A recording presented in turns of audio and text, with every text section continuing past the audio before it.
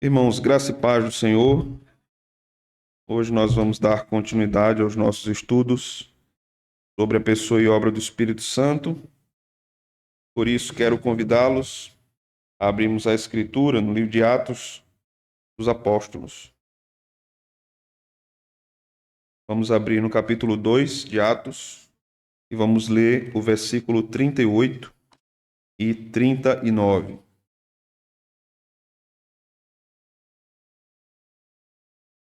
Atos 2, 38 e 39.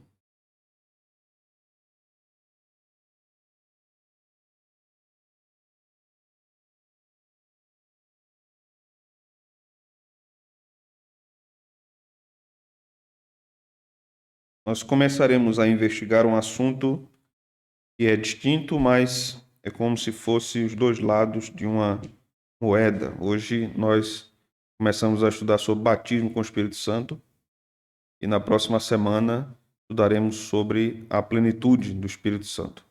Então vamos observar atentamente o que a Escritura nos diz sobre esses temas.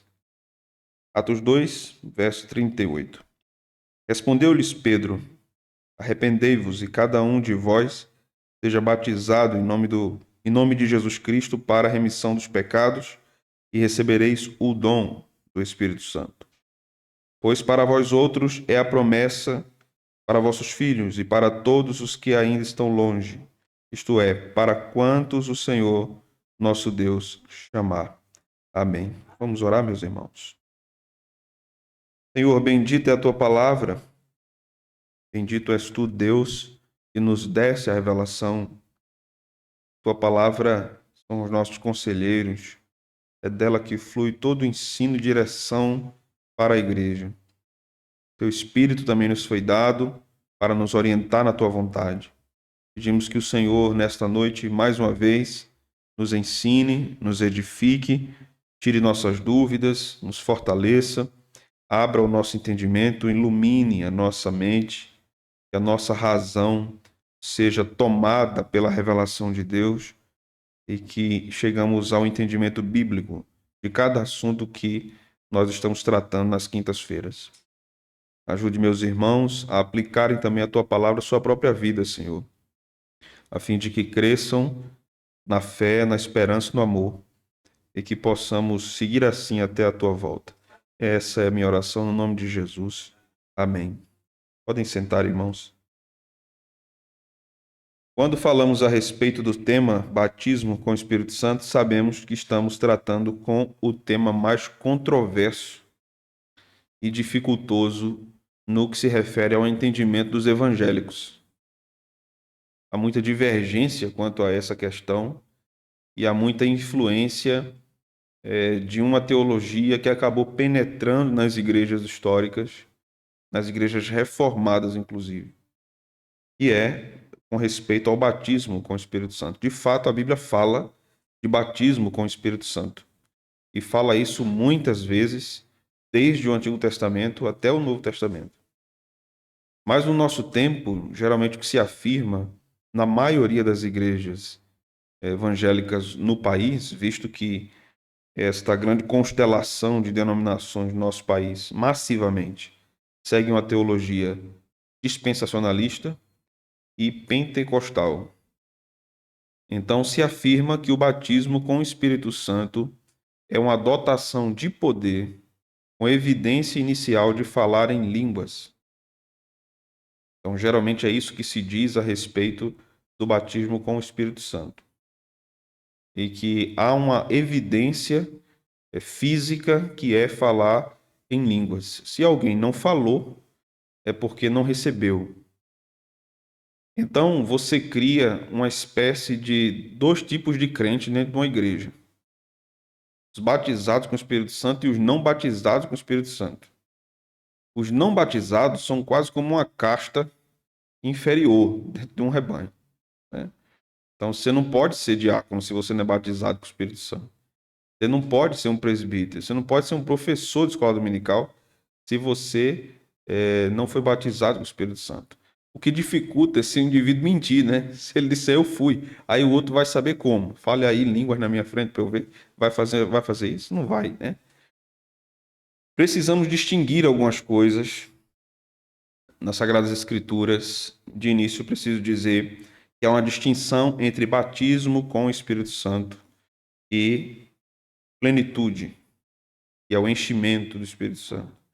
São coisas distintas, mas que em alguns momentos, em Atos, aparecem juntas, mas são questões distintas. Esta linha teológica que afirma que o batismo com o Espírito Santo se evidencia com línguas, também é defensora de uma outra nomenclatura, que eles chamam de segunda bênção. Então, a primeira bênção é a salvação, a segunda bênção é o batismo com o Espírito Santo. Mas parece que na prática a segunda bênção é mais importante que a primeira. É que não basta alguém ser salvo e ser morada e templo do Espírito Santo. Ela tem que ter um revestimento e uma evidência a respeito disso. Vamos observar.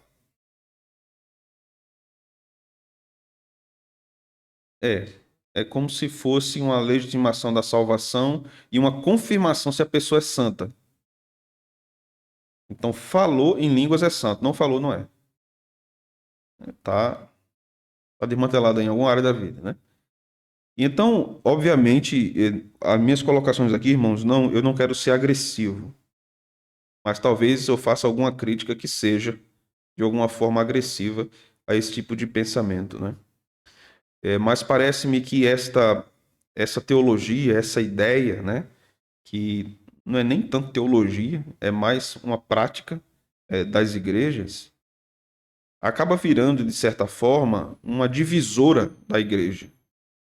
Então, se você não crê nisso, que nós cremos, você não é bem-vindo, você não é crente, você não creu, você não crê no Espírito Santo. Essa acusação é muito feita às igrejas históricas e reformadas. Dizem que nós não cremos no Espírito Santo ou não cremos na obra do Espírito Santo. Pelo contrário, nós cremos e muito na obra do Espírito Santo.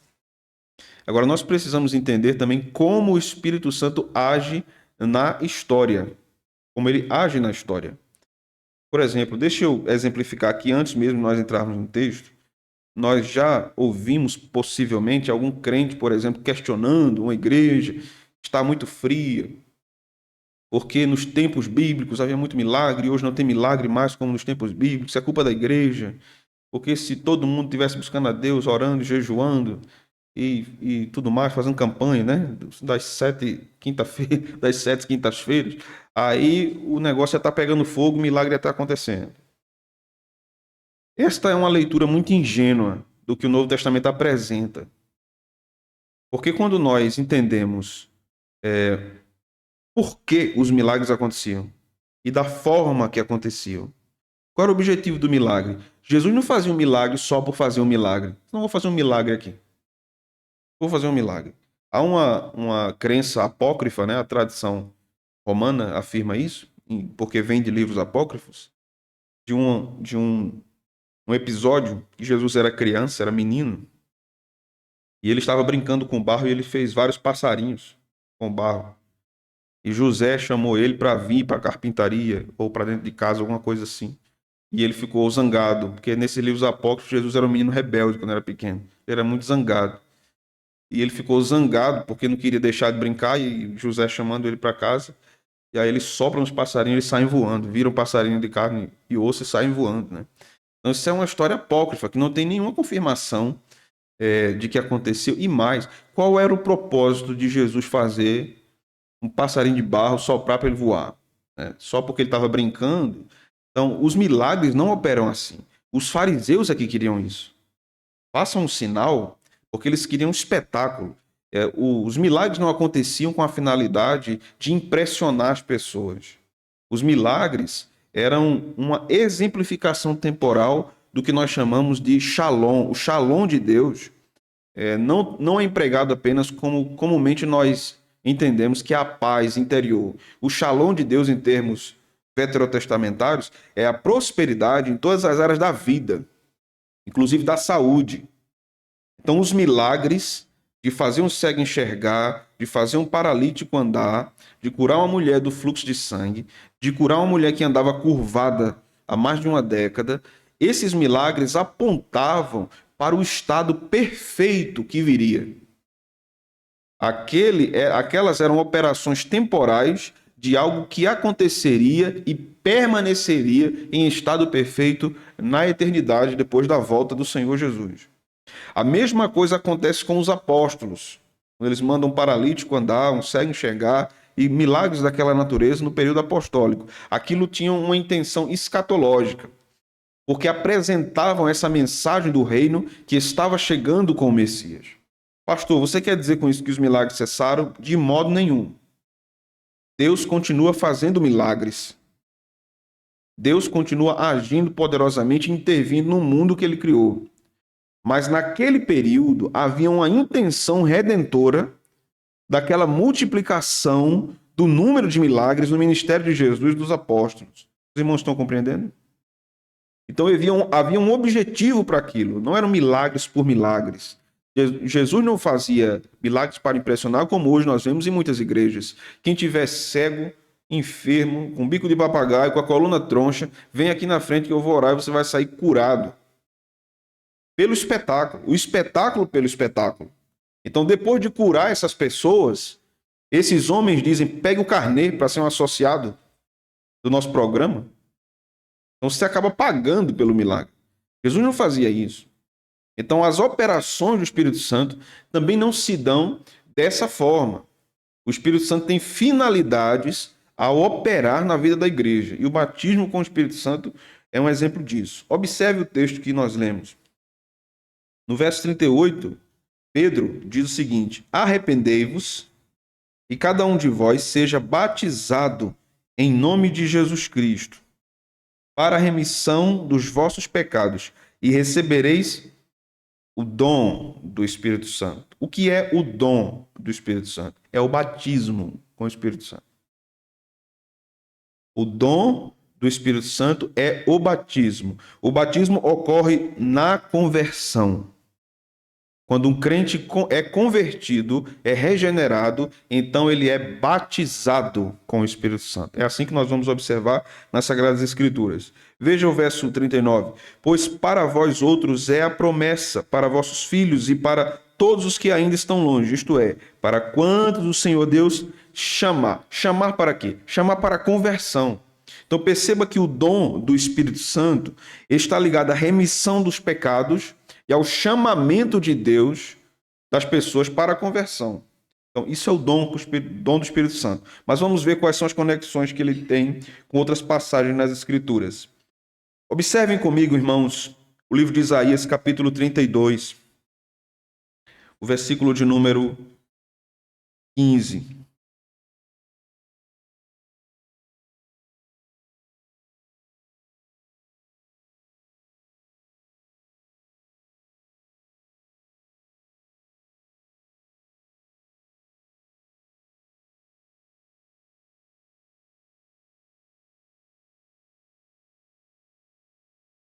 Observemos aqui o verso 15 do capítulo 32 de Isaías. Até que se derrame sobre nós o Espírito lá do alto. Então o deserto se tornará em pomar e o pomar será tido por bosque. Isso está falando de uma restauração espiritual enviada por Deus para o seu povo. Vamos para o capítulo 44 de Isaías, versículo 3.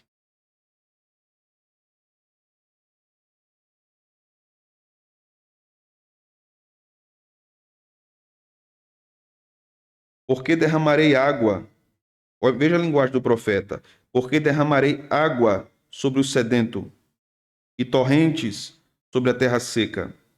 Derramarei o meu espírito sobre a tua posteridade e a minha bênção sobre os teus descendentes. Tu fala da ação regeneradora e salvadora de Deus por meio do Espírito no povo. Então, derramarei do meu Espírito. E veja que a ideia aqui é aspersionista, né? É Deus derramar o Espírito sobre o povo, né? Deus não diz aqui, mergulharei vocês no meu Espírito. Ele diz, derramarei, né? Como um bom aspersionista, tem que puxar a sardinha para o meu lado. Então, diz que o Espírito será derramado sobre a pessoa, né? Vamos caminhar um pouco mais. Ezequiel 39.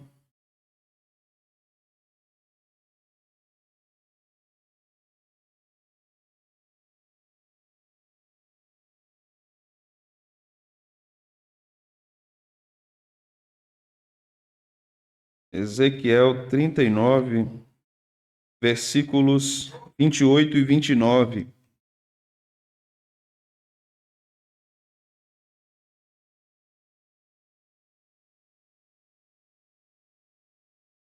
Observemos. Saberão que eu sou o Senhor, seu Deus, quando virem que eu os fiz ir para o cativeiro entre as nações e os tornei a juntar para voltarem à sua terra, e que lá não deixarei a nenhum deles, já não esconderei deles o rosto, pois derramarei o meu espírito sobre a casa de Israel, diz o Senhor Deus. Derramar o espírito sobre a casa de Israel está falando da conversão de Israel. Não está falando que Deus estava preocupando em Israel falar em línguas. Está falando da conversão. Então, é uma ideia aqui de batismo. E uma coisa aqui a considerar, irmãos. Nem sempre nas Escrituras a ideia batismo significa mergulhar, imergir. Em muitas passagens significa purificar, lavar. Então, tomaram a palavra sempre ao pé da letra, né? Como dizem os nossos queridos irmãos batistas, que o batismo, a forma correta do batismo é a imersão, é desconsiderar as aplicações desta palavra em vários lugares das Escrituras, que nem sempre é mergulhar. Muitas vezes é aspergir, muitas vezes é derramar. Então, derramar o Espírito sobre a casa de Israel significava a conversão. Vamos prosseguir ainda mais? Vamos abrir as nossas Bíblias numa passagem estratégica para este assunto. Ezequiel 36, nós vamos voltar um pouco, versículo 25. Ezequiel 36, versículo 25.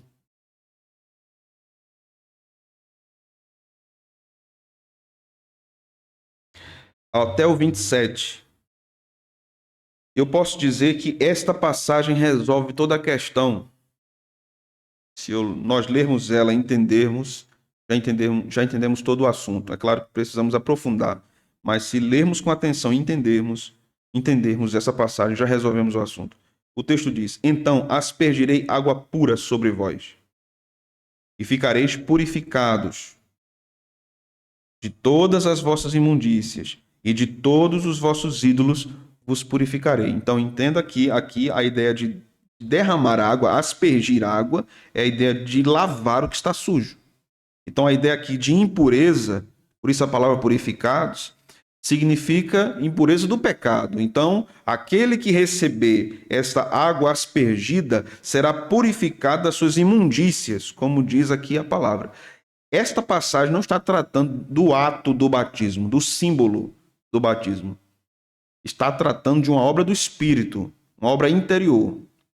Então o texto vai dizer no verso 26, dar-vos-ei coração novo. Isso está ligado ao verso anterior, certo, irmãos? E porei dentro de vós espírito novo. Tirarei de vós coração de pedra e vos darei coração de carne. Está ligado a receber a aspersão dessa água para a purificação da imundícia. Ter o coração transformado pelo Espírito Santo. Ter o coração de carne, ter retirado, removido o coração de pedra. Então o verso 27 diz: porei dentro de vós o meu espírito e farei que andeis nos meus estatutos, guardeis os meus juízos e os observeis. Percebe que a ideia de batismo, no verso 25, está ligada à ideia do Espírito estar dentro do crente, no verso 27? Então, o batismo com o Espírito Santo é a vinda, é o dom, é a habitação do Espírito Santo dentro do crente, o regenerando. Então, daí você entende a cerimônia do batismo como símbolo. Nenhum crente é regenerado na cerimônia do batismo. Eu já vi na minha infância e adolescência, na época, né, nas igrejas congregacionais em Recife, o crente batizado tinha que professar a fé diante da congregação na cerimônia do batismo. Ele tinha que dizer à congregação porque queria ser batizado. Aí muitos diziam assim, porque eu quero que o Espírito Santo habite em mim. Então aquela criatura não era para ser batizada, porque ele não é crente ainda, né? Claro que uma pessoa não crente pode ser batizada na igreja, erroneamente. Porque ela pode dar frutos externos de quem é um crente, mas na verdade não ser. Ser apenas uma pessoa que se conformou moralmente ao cristianismo, mas não ter tido seu coração transformado. E agora, pastor, como é que faz? Como é que a igreja faz? A igreja não faz. A igreja não julga o foro íntimo. Então, se uma pessoa anda retamente, se ela não vive em pecados públicos, se o testemunho moral dela é correto e ela diz professar a Cristo e quer receber o batismo, a igreja não pode impedir. Se ela não for convertida, e só Jesus sabe. Só Jesus sabe. Mas o que é a cerimônia do batismo? É o símbolo exterior do que já deve ter acontecido no interior. O exterior demonstra para a igreja o que o Espírito Santo fez dentro do crente. O Espírito Santo lavou o crente, batizou o crente. Então, diante da congregação, ele recebe o símbolo: a água, a aspersão, a água derramada na cabeça, né? Alguém já disse, perguntaram a um crente batista, né, um irmão batista: se você entrar no tanque até a canela, você está batizado? Ele disse, não. E se você entrar até a cintura, você está batizado? Ele disse, não. E se você entrar no tanque até o ombro, você está batizado? Ele disse, ainda não. E se botar a cabeça debaixo d'água, está batizado? Ele disse, aí tá. Ele disse, não, a gente já batiza na cabeça, a gente bota logo de vez em cima na cabeça. E perder tempo, né? Mas em suma, irmãos, quanto ao batismo, a grande questão para nós não é a quantidade de água, é que haja o batismo. Documentos antigos, como o Didaquê, mostram que havia prática de batismo na igreja primitiva por aspersão e por imersão.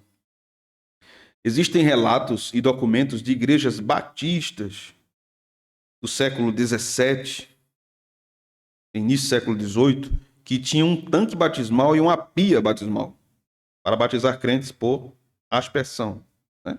Então a grande questão não é a quantidade de água, mas o crente ser batizado, embora o mais correto seja a aspersão. Vamos caminhar um pouquinho mais. Vamos abrir as Escrituras agora no Novo Testamento.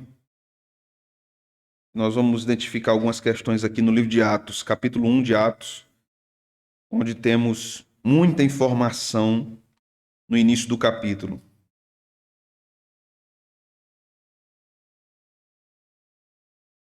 Eu estou cutucando demais os irmãos batistas hoje, né, irmão? Eles assistindo essa pregação, eles vão... mas eles sabem que é por amor. Capítulo 1 de Atos, versículo de número 4. O texto diz: E comendo com eles, determinou-lhes que não se ausentassem de Jerusalém, mas que esperassem a promessa do Pai, a qual ele disse: De mim ouvistes. Porque João, na verdade, batizou com água, mas vós sereis batizados com o Espírito Santo não muito tempo depois desses dias. Então veja o versículo de número 8. Mas recebereis poder ao descer sobre vós o Espírito Santo, e sereis minhas testemunhas, tanto em Jerusalém, como em toda a Judéia e Samaria até os confins da terra. Aqui está a confusão de entender como esses dois versículos se relacionam. Então, os nossos irmãos que creem diferente de nós, nos dizem que o batismo com o Espírito Santo e o recebimento do poder são a mesma coisa. Não são coisas distintas, porque está seguindo aqui um fluxo do texto. O que acontece no dia de Pentecostes com muitas pessoas que estão ali é que eles recebem o Espírito Santo para a conversão e são revestidos de poder na mesma ocasião. São questões simultâneas. Então nós temos ali dois grupos, os 120 e os 3.000, em Atos 3. Com os 120, nós temos algumas dificuldades textuais. Por exemplo, os apóstolos estavam na última ceia com Jesus. E eles receberam o sopro de Cristo. Vocês se lembram? Jesus disse a eles: recebei o Espírito Santo. Podemos dizer ali que Jesus ordenou que eles recebessem ali o Espírito Santo e eles não receberam? Se Jesus disse que eles estavam recebendo, cremos que eles estavam recebendo. Mas podemos afirmar que ali eles foram revestidos do Espírito Santo, revestidos de poder do Espírito Santo, para a plenitude do Espírito Santo? Observamos em Atos 1 que aqueles que escutaram isso de Jesus estavam com muito medo, trancados dentro de um lugar, porque estavam com medo da perseguição. E depois da vinda do Espírito Santo sobre aquele lugar, Pedro se levanta e vai pregar para a multidão e 3.000 se convertem. Ali é claro que havia uma manifestação poderosa de enchimento do Espírito Santo no coração de Pedro, no coração dos apóstolos. Então são coisas distintas. Obviamente, o que acontece com os apóstolos é muito distinto do que vai acontecer com os outros discípulos. Alguns vão dizer, alguns teólogos vão dizer, que os apóstolos ainda não eram convertidos antes de Pentecostes e que só se convertem em Pentecostes. Mas mesmo assim, essas experiências são distintas. Ser salvo e regenerado é ser batizado com o Espírito Santo. Vamos abrir em outro texto do Novo Testamento para nós investigarmos. Mateus capítulo 3, que também é um texto muito controverso e que é motivo de muitos debates entre os intérpretes do Novo Testamento. Mas eu vou dar meu parecer aqui aos irmãos sobre o que eu creio em relação a esse texto.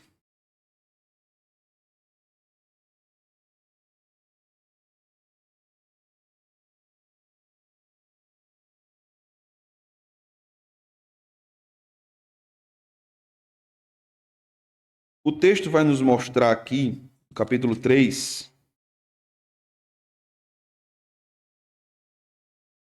vai nos falar sobre o batismo, né? Vamos ler a partir do verso 11, 3 e 11 de Mateus.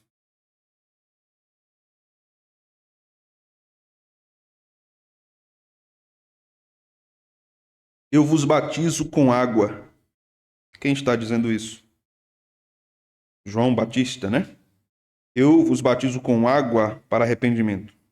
Mas aquele que vem depois de mim é mais poderoso do que eu, cujas sandálias não sou digno de levar. Ele, quem? Ele quem? Jesus vos batizará com o Espírito Santo e com fogo. Aí nós escutamos em muitas igrejas, né? Vamos orar para Jesus batizar essa noite com o Espírito Santo e com fogo.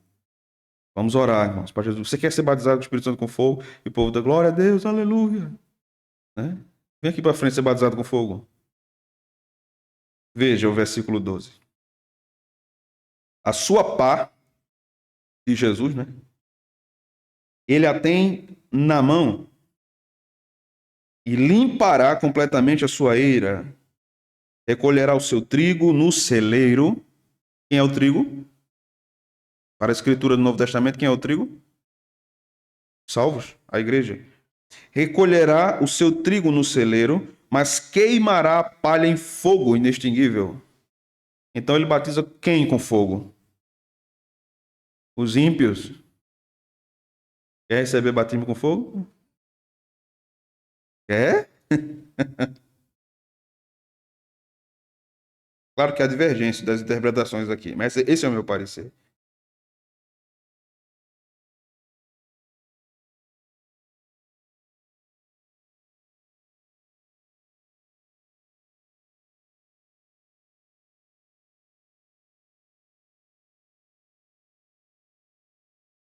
Exato.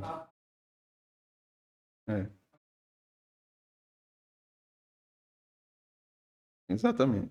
Então aqui o texto é muito depende, na verdade toda a Bíblia, né? Mas aqui é muito dependente do contexto. Se você pega só o versículo 11, você vai dizer que batismo com o Espírito Santo com fogo é a mesma coisa. Manda fogo, Senhor, para minha vida, né? O fogo aqui é da condenação do inferno.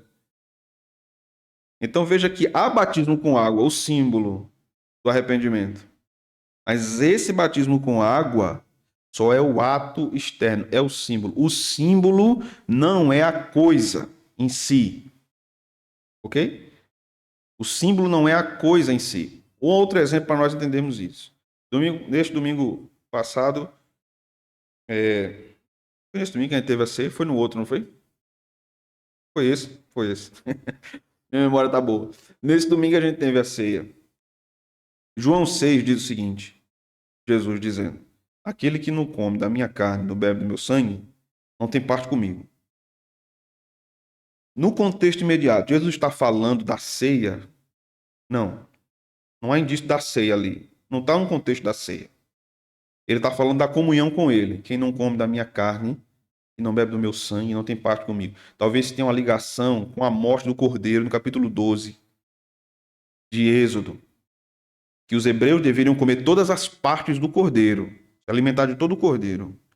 Então ali está falando da relação, da ligação espiritual do povo de Deus com Cristo, seu Salvador. Ali nós temos a coisa. Jesus, a pessoa, se relacionando com os crentes.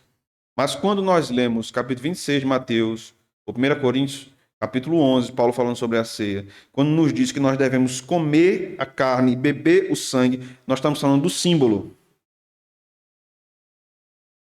O símbolo pode ser consumido por uma pessoa sem a pessoa estar sendo alimentada pela coisa real. Uma pessoa pode estar participando da Santa Ceia sem estar sendo alimentada por Cristo espiritualmente. Então, nem sempre o símbolo simboliza, nem sempre o símbolo quer dizer que a pessoa está em ligação com Deus, com o divino. Então, a pessoa pode receber o batismo com água e não ser convertida. Então, deixa eu abrir um adendo aqui, só para provocar. A Bíblia diz que existe um só batismo, uma só fé, um só Senhor. Então, o batismo, irmãos, é uma declaração de fé. Então, se nós recebemos um batismo, nós já declaramos que Cristo é o nosso Salvador. Não tem sentido um crente ser rebatizado. Amém, meus irmãos? Mesmo que ele tenha sido batizado por imersão e venha para a nossa igreja, nós batizamos por aspersão, não tem sentido ele ser rebatizado. Porque se ele estiver sendo rebatizado, ele está dizendo, eu não criei, ou o que eu criei não era o evangelho verdadeiro. Uma outra coisa que nós devemos refletir, nos posicionar e analisar é quando alguém vem de uma seita que está contra Cristo, contra a Escritura, e não crê na salvação por graça, como nós cremos. Então, se lá essa pessoa recebe batismo, ela está numa seita, ela não está enquadrada no que a Bíblia se refere a um cristianismo, a uma igreja cristã evangélica genuína. Aí é outra avaliação, que aquela pessoa estava fora.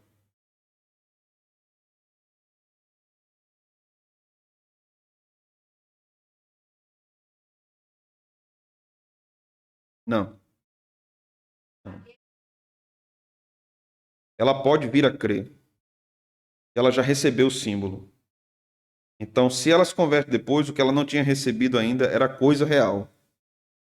O Espírito Santo mesmo nela, que é o mais importante. Por exemplo, o ladrão da cruz foi batizado com o Espírito Santo? Foi. O que creu foi. Mas foi batizado com água? Não. O que é mais importante, a água ou o Espírito Santo? O Espírito Santo. A água só demonstra simbolicamente o que Deus fez interiormente na vida da pessoa. Agora, é incoerente quando um crente não quer receber o batismo com água. Por que é incoerente? Porque ele não quer declarar publicamente a sua fé. E aí se vale de vários artifícios, né? Eu não quero cargo na igreja, eu não quero responsabilidade. Mas a grande questão não é cargo, igreja, responsabilidade. É claro que tem que ser responsável, né? Jesus não tem negócio com crente irresponsável. A grande questão é professar o que creu. Eu criei. Então eu declaro para a minha comunidade que eu criei. Então se declara, recebe o batismo. Por isso que, por exemplo, isso aqui a gente precisa entender, viu, irmãos? Eu estou numa viagem missionária, vamos dizer que eu esteja numa floresta na África. Estou de férias da igreja, numa floresta na África. Preguei o evangelho, a pessoa creu, eu fiz um discipulado, ela quer receber o batismo. Eu preciso voltar para Caruaru para pedir à igreja para eu batizar aquele crente lá? A igreja não tem legitimidade sobre o ministro para determinar se ele batiza ou não. O que a igreja resolve é se recebe aquele batizado na comunhão dos membros. Os irmãos compreendem? Aí a igreja tem autonomia, autoridade. Mas geralmente a gente faz pacote só, né? O combo. Né? Quando a gente apresenta o nome dos irmãos que vão receber o batismo, é claro que a igreja, nessa situação local, ela pode saber de alguma coisa que pode impedir o batismo e porque se a pessoa for batizada pode prejudicar a comunhão da igreja. Então isso pode ser resolvido. Mas a igreja resolve de fato receber ou não aquela pessoa na membresia da igreja.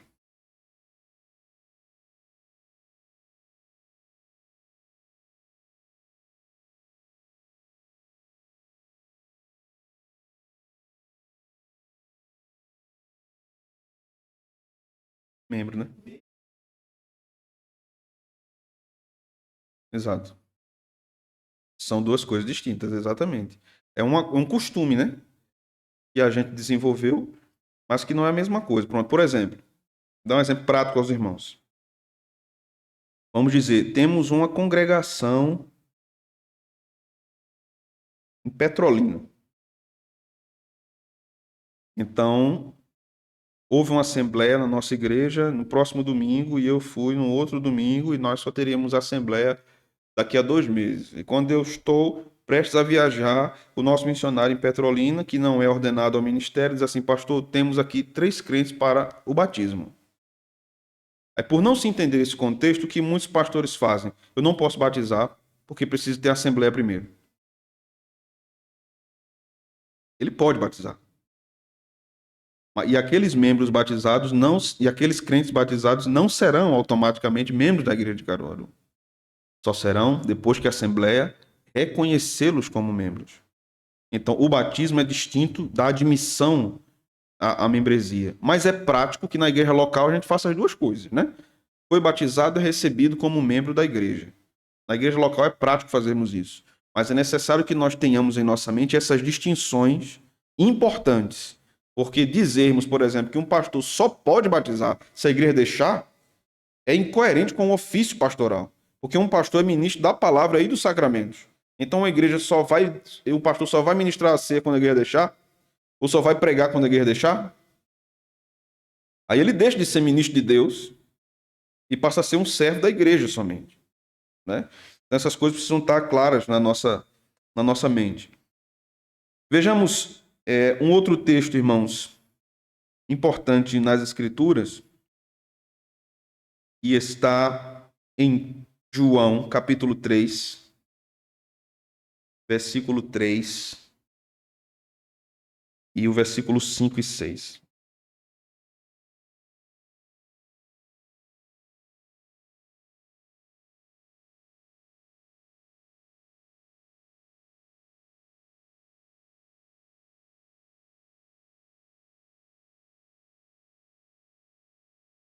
João 3, versículo 3, depois o 5 e o 6. Verso 3 diz: A isto respondeu Jesus: em verdade te digo, que se alguém não nascer de novo, não pode ver o reino de Deus. Ok, ver de novo, nascer de novo é o que aqui? Ser regenerado, né? Nascer do céu. No verso 5, respondeu Jesus: em verdade te digo, quem não nascer da água e do Espírito não pode entrar no reino de Deus. Será que Jesus está ensinando aqui que só entra no reino de Deus quem recebe o batismo com água? E o que é água aqui? Essa passagem, Jesus está mencionando Ezequiel, que nós lemos. Aquela lavagem, aquela água aspergida que Ezequiel fala. Jesus está mencionando aquela passagem. Então, a água aqui e o Espírito significam essa operação do Espírito transformando o coração de um crente. Certo? Então, essa água tem a ver com o batismo com o Espírito Santo. O texto diz no verso 6: o que é nascido da carne é carne, e o que é nascido do Espírito é espírito.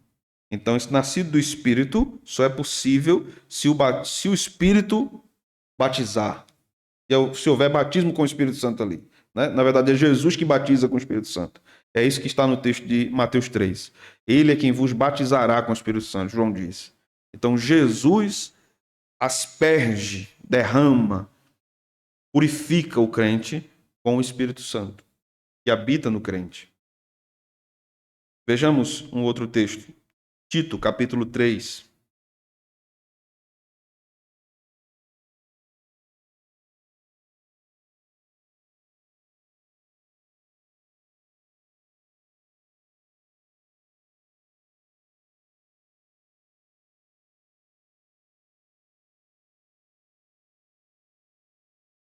Vamos ler a partir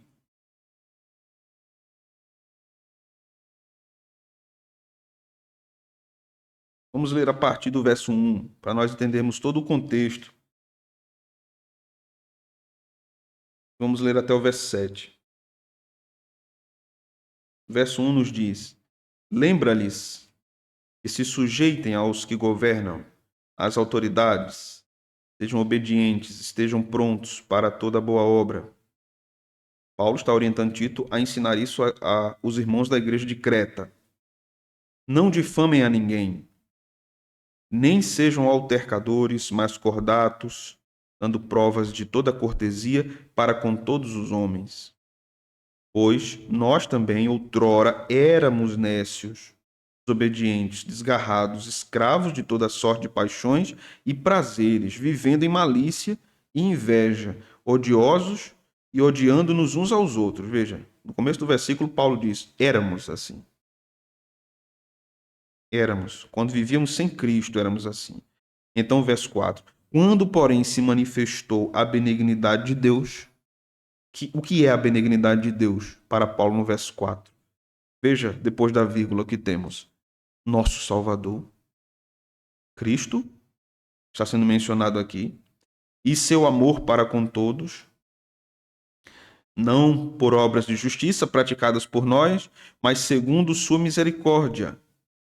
Ele nos salvou, mediante lavar, regenerador e renovador do Espírito Santo. Renovador, porque nós temos a velha natureza. Regenerador, porque nós recebemos nova natureza. Então, há uma regeneração e uma renovação, uma ação constante do Espírito na nossa santificação. Então, Paulo está tratando aqui também, quando ele trata do lavar regenerador e renovador do Espírito Santo, ele está tratando do batismo com o Espírito Santo. Então, se você é crente, você é batizado com o Espírito Santo. Não tem como ser crente sem ser batizado com o Espírito Santo. Foi crente, creu em Cristo como seu Salvador, teve essa experiência real salvadora com Cristo, é batizado com o Espírito Santo. E é a palavra que diz isso. Então, verso 6. Espírito Santo que ele derramou sobre nós ricamente. Perceba a linguagem novamente de batismo, né? Lavar, derramar. Cristo derramou sobre nós. Veja, foi derramado por meio de Cristo, nosso Salvador, a fim de que, justificados por graça, percebe que esse derramar regenerador e renovador do Espírito Santo está ligado agora aqui com justificação por graça e não está ligado a uma experiência posterior com Deus, uma segunda bênção com evidências de dons espirituais. Então o texto vai dizer, segundo a esperança da vida eterna. O texto está falando de salvação. O lavar aqui, o derramar aqui, está tratando de salvação, não de capacitação para o serviço. A plenitude do Espírito Santo, ou o enchimento do Espírito Santo, é a capacitação para que a igreja sirva a Deus. Edifique-se a si mesma e proclame o Evangelho. Isso aí é uma outra coisa. Mas o batismo com o Espírito Santo se dá na regeneração. Alguma dúvida, irmãos, até aqui? Querem fazer alguma pergunta?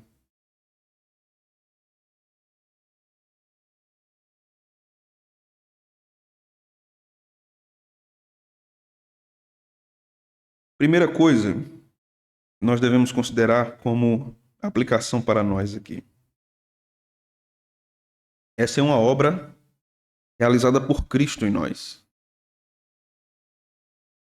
Não temos nenhuma parte nisso. Não podemos fazer nada nesse quesito. Ele opera isso e derrama sobre nós o seu Espírito Santo. É uma ação puramente de Cristo. Segundo, não existem classes diferentes de crentes. Não existe isso.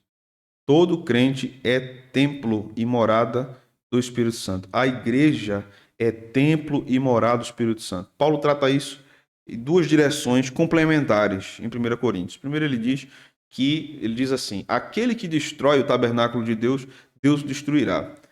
Paulo está falando da igreja. Né? Alguns crentes brabos, né, pegam esse texto dizendo, fizer mal a mim, Deus vai lhe matar. Né? Pega esse texto, mas não é isso que o texto está dizendo. Ele está falando da igreja. Quem destruir a igreja ou intentar destruir a igreja, Deus destruirá. Paulo está falando com base no que Jesus também disse, que as portas do inferno não prevalecem contra a igreja. Então ali, o tabernáculo, o templo de Deus, é a igreja. Mais à frente, no capítulo 6, Paulo vai dizer que o crente é templo do Espírito Santo também. Então todo crente é morada do Espírito Santo de Deus. E para ser morada, ele precisa ter sido batizado com o Espírito Santo. Então todo crente em Jesus foi batizado com o Espírito Santo. Quem disser o contrário é mentira. Amém, meus irmãos? Não há fundamentação bíblica para sustentar isso. Alguns exegetas pentecostais afirmam que há uma diferença de batismo com o Espírito Santo e batismo pelo Espírito Santo. Não existe essa diferença nas Escrituras. Não existe essa diferença nas Escrituras.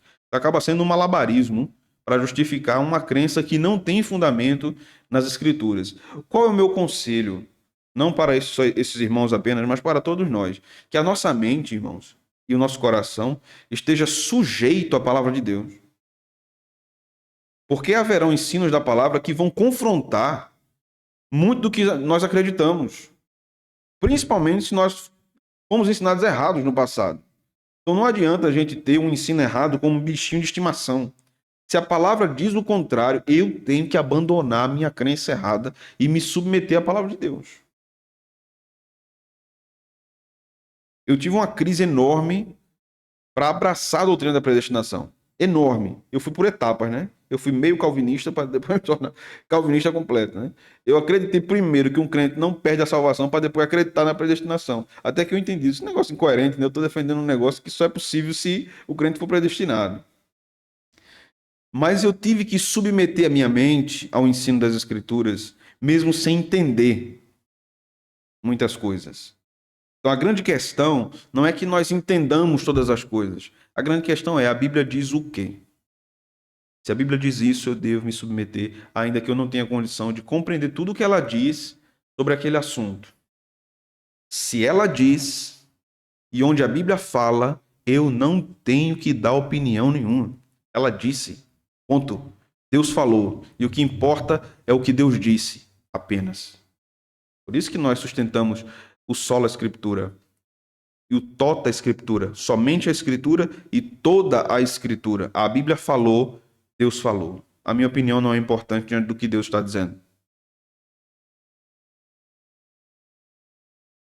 A vida espiritual com Deus só é recebida e vivida por esta obra do Espírito Santo.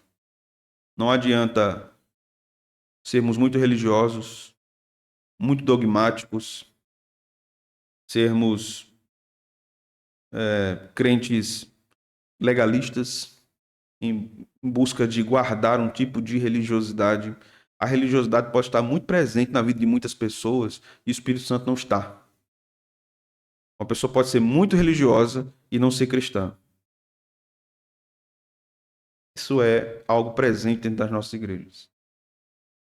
Se o Espírito Santo habita em nós, ele nos molda à imagem de Cristo a cada dia. Eu sei que quando nós escutamos isso, a gente tem meio que uma crise, né? Meu Deus, mas eu estou longe de ser conformado à imagem de Cristo. Então, abra sua Bíblia comigo em Romanos, capítulo de número 8.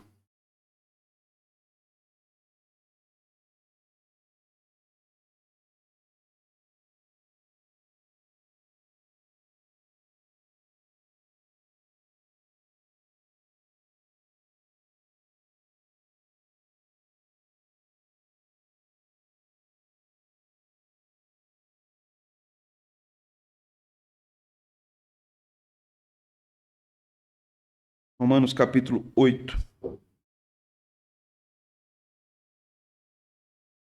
Vamos ler do verso 1. Vou considerar alguns pontos aqui nesse texto. Agora, pois, nenhuma condenação há para os que estão em Cristo Jesus. Porque a lei do Espírito da vida, Espírito Santo aqui, viu? O Espírito da vida aqui é o Espírito Santo. Porque a lei do Espírito da vida em Cristo Jesus te livrou da lei do pecado e da morte. Porquanto o que fora impossível à lei, no que estava enferma pela carne, isto fez Deus enviando o seu próprio Filho em semelhança de carne pecaminosa. E no tocante ao pecado, e com efeito, condenou Deus na carne o pecado, a fim de que o preceito da lei se cumprisse em nós. Que não andamos segundo a carne, mas segundo o Espírito. Por causa dessa lei do Espírito de vida. Verso 5. Porque os que se inclinam para a carne cogitam das coisas da carne, mas os que se inclinam para o Espírito, das coisas do Espírito. Porque o pendor da carne dá para a morte, mas o do Espírito para a vida e paz. Por isso, o pendor da carne é inimizade contra Deus. Hoje não está sujeito à lei de Deus, nem mesmo pode estar. Portanto, os que estão na carne não podem agradar a Deus. Vós, porém, não estáis na carne, mas no Espírito. Se de fato o Espírito de Deus habita em vós. E se alguém não tem o Espírito de Cristo, esse tal não é dele. Quem não foi batizado com o Espírito Santo não é de Cristo. Não é de Cristo. Então veja, quando você entende isso à luz da Bíblia, você vê alguém pregando assim. Não, alguém pode até ser salvo, mas não ser batizado com o Espírito Santo. Não é possível. Todo salvo é batizado com o Espírito Santo. Verso 10. Se, porém, Cristo está em vós, o corpo, na verdade, está morto por causa do pecado, mas o Espírito é vida por causa da justiça. Se habita em vós o Espírito daquele que ressuscitou a Jesus dentre os mortos, esse mesmo que ressuscitou a Cristo Jesus dentre os mortos, vivificará também o vosso corpo mortal, por meio do seu Espírito que em vós habita. O Espírito que ressuscitou a Jesus foi o Espírito Santo. O Espírito Santo estava envolvido na ressurreição de Cristo. E é esse mesmo Espírito que vivifica os nossos corpos mortos pelo pecado e que morrem nessa vida por causa do pecado, morrem fisicamente. É o Espírito Santo que dá vida à alma morta. E é o Espírito Santo que dará vida aos nossos corpos mortos quando Jesus voltar na ressurreição. Por quê? Porque nós fomos batizados com esse Espírito. Veja o verso 26 agora, do mesmo capítulo. Também o Espírito, semelhantemente, nos assiste em nossa fraqueza. Nos assiste em nossa fraqueza. Porque não sabemos orar como convém, mas o mesmo Espírito intercede por nós sobremaneira com gemidos inexprimíveis. Permitam-me aqui um parênteses, irmãos. Defensores da teologia pentecostal afirmam que um crente que ora em línguas, ele ora mais intimamente a Deus. Ele ora em mistérios, né? Somente Deus entende. E ele edifica-se a si mesmo. Então, um crente que não ora em línguas, não tem essa profundidade espiritual com Deus. Não é verdade. O texto nos diz aqui que nós não sabemos orar como convém. Mas o Espírito intercede por nós com gemidos inexprimíveis. O Espírito ora por nós, porque ele habita em nós. Ele ora de dentro de nós a Deus Pai. Orando a Deus o que nós não podemos, o que nós não sabemos e o que nós não conseguimos. Ele ora por nós, de modo que nós nunca estamos desamparados. O Espírito de Deus sempre ora por nós. Sempre ora por nós. Tão bom quando alguém está orando por nós, né? Imagina Deus que nunca para de orar por nós. Isso é um mistério, né? Isso é um mistério revelado. Então deixou de ser mistério, porque está na Escritura. Mas Deus sempre ora por nós a Ele mesmo. Isso é um negócio que a nossa mente não consegue entender muito bem.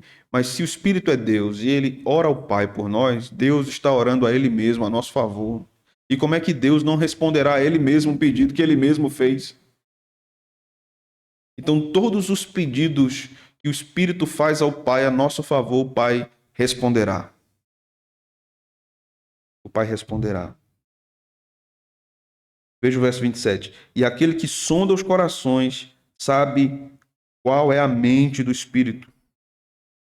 Porque, segundo a vontade de Deus, é que ele intercede pelos santos. Sabemos que todas as coisas cooperam para o bem daqueles que amam a Deus, daqueles que são chamados segundo o seu propósito. Porquanto, aos que de antemão conheceu, também os predestinou, para serem conformes à imagem de seu Filho, a fim de que ele seja o primogênito entre muitos irmãos. Vejam, irmãos, vejam só. Aos que de antemão conheceu, os predestinou, os eleitos de Deus. Foram predestinados para serem conformados à imagem do Filho. E quem é que vai formando em nós essa imagem, esculpindo em nós a imagem do Filho? O Espírito Santo. Isso só é possível se ele habitar em nós, se nós recebemos o batismo com o Espírito Santo. Somos uma obra. E o Espírito Santo é o construtor dela. Ele vai trabalhando no nosso caráter e no nosso coração, até nos formar a imagem do Filho de Deus. Devemos compreender, então, por fim, que há diferença entre batismo e plenitude do Espírito, e que não é condição do Novo Testamento que alguém que receba o batismo com o Espírito Santo receba também determinado dom espiritual. Isso não é condicionado no Novo Testamento, embora possa aparecer em passagens. Por exemplo, os discípulos em Samaria e em Éfeso, que foram convertidos, um grupo daqueles foi convertido por Deus e recebeu também dons espirituais, ou foi cheio do Espírito Santo. Então as coisas podem acontecer ao mesmo tempo em Atos dos Apóstolos, a conversão e o enchimento e a dotação de dons espirituais. Mas isso não é uma regra no Novo Testamento. Isso é uma narrativa em Atos dos Apóstolos, mostrando como Deus fez aquilo naquela época, em um período específico. Isso não é uma doutrina, algo que será reproduzido especificamente em todos os períodos da igreja. No próximo estudo, nós vamos tratar então sobre a plenitude do Espírito, sobre o enchimento do Espírito. Que o Senhor nos ajude, não é? Nos abençoe. Vamos orar, meus irmãos? Senhor, nós te louvamos nesta noite pela tua palavra, te louvamos pelo que podemos aprender com ela, te louvamos pela pessoa bendita do Espírito Santo, que nos transforma, nos regenera, nos santifica, também nos ressuscita espiritualmente e fisicamente. Espírito de vida, obrigado pela obra do Espírito em nós, Senhor. Que essas verdades não fiquem apenas na nossa mente, nossa memória, mas desçam aos nossos corações e rejam as nossas vidas por completo. Essa é a nossa oração, Senhor. No nome de Jesus. Amém. Amém.